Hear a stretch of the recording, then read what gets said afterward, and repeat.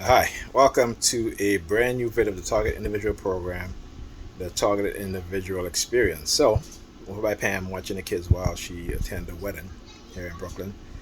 And, on the way over here, they ran a shock and awe psychological street theater.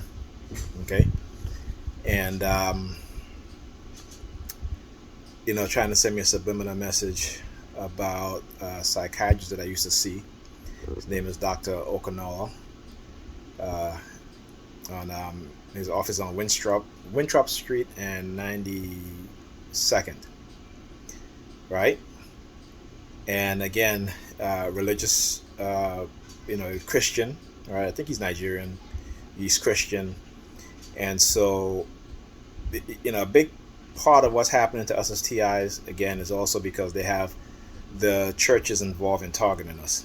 Okay, they recruited the churches, and the churches used their members to participate in the street theater that you see that's going on, as well as poisoning, as well as drugging. Because once you become a target, you know these things are going to be done to you, right? Even before you become aware, okay?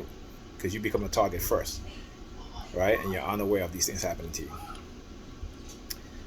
And so I was doing a video, excuse me, and this woman was like, "God is good," and I said, "God is good." I said, "Okay, if God is so good, why is it that black people are the poorest people in America, but black people are the most religious and they believe in God more and Jesus more than anybody else?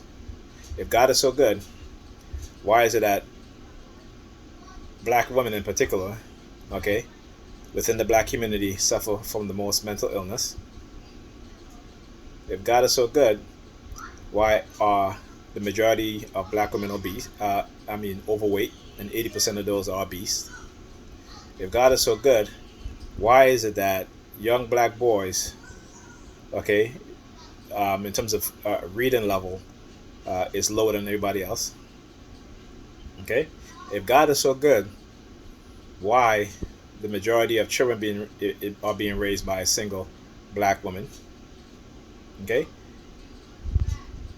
they can't answer that question, right? I say, if God is so good, then why is God allowing the racial wealth gap between black and white to widen so drastically, with black wealth continue to go on the downward spiral? So tell me, if God is so good, why are all these negative things happening to black people? And again, and this was a black woman too, so the fact that a lot of our women have mental illness delusions, okay, but they love to say, "Oh, he's crazy," or "She's crazy," right? But not understanding that themselves, that we all have been conditioned with a mental illness. Okay, so uh, yeah, God is real good. So anyway, I'm here with the kids, and I'm talking to the kids, and particularly talking to my son, and because I'm talking to him, and he's like, and I told him before, I said, my name isn't I'm your father, and you'll address me properly. And you see, this is the issue within uh, Black America, particularly when you have black women raising young boys. The lack of respect for for men in general, and the lack of respect for their father. Now, my daughter, on the other hand, I ask her a question or what have you. Yes, daddy. No, daddy. Okay. But yet, black women seem to be comfortable with that, not thinking about when their young boys grow up to be men, what type of men are they going to be as an adult? Same for young girls. What type of young woman are they going to be? Are they going to be suitable for a black man? And is she going to be suitable for a black man, and is he going to be suitable for a black woman? When are we going to realize that we need to break the cycle? Because today's women and men are so far off in terms of understanding, who they are and each other, in terms of respecting who they are and each other. Okay? And like I said, I will be the tool to bring them down. I will be one of the tools to bring these people down.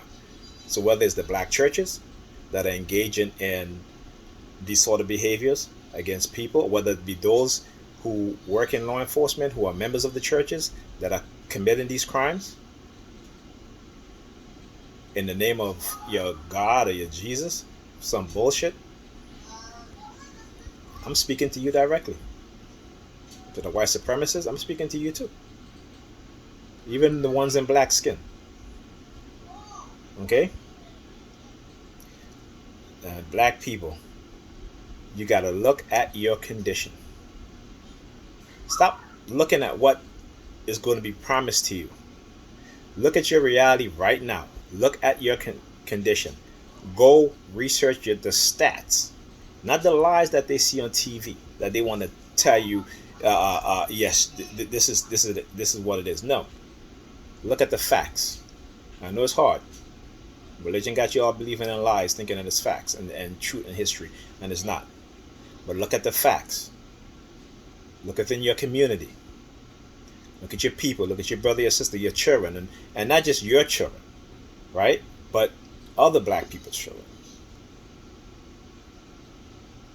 Okay? We are being conditioned into a people who are going to be so distant from each other. Okay? But they can unify you to attack someone like me. But you can't unify to fight white supremacists. You can't unify to fight white supremacy. You can't unify to pool your money together and build a school. You can't unify to pull your money together in a community, buy land, and build a hospital, right? You can't pull together to do that. You can't unite to do that. But damn it, you can unite to do what? To destroy another black person, right? And I understand you don't see the invisible hands that's moving the pieces, and it ain't God. It is white supremacists within the U.S. government, within the CIA, the FBI, the local state police department, the Department of Defense, all these private military complex industrial companies building weapons that, again, are used against us.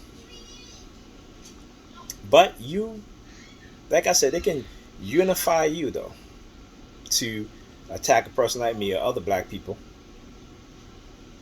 who may not believe what you believe. You can unify under that.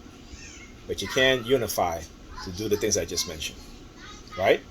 Why don't you unify and build schools like the Jews do? Why don't you unify and build a hospital like the Jews do? Like the Chinese do in Chinatown? Okay?